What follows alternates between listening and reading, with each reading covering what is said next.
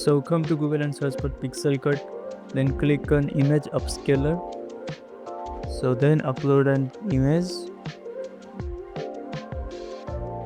So let's take this one. Now you can see within a few seconds it has shown its magic.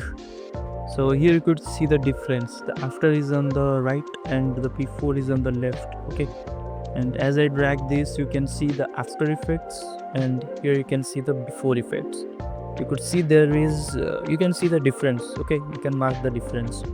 But the things you need to consider is if you have a bigger image, okay, I mean let's say 1/4 of this laptop screen size, the image is greater and you are using it on a specific thing.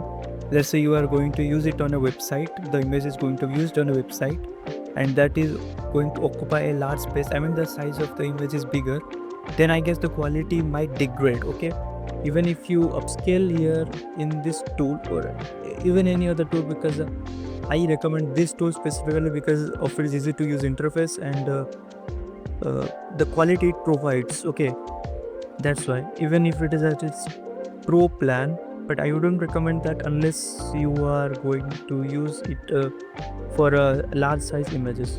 Okay, you could also use it for here for large size images, but this is just a random logo, as you can see, a text based logo, and I am going to use it on a website which is going to be just appear very small, okay, on the navigation bar of the website. So this quality is I guess more than appropriate. Okay, but if you're going to use a large image on a website, okay, then I guess if you want a better quality, you should switch to pro plan.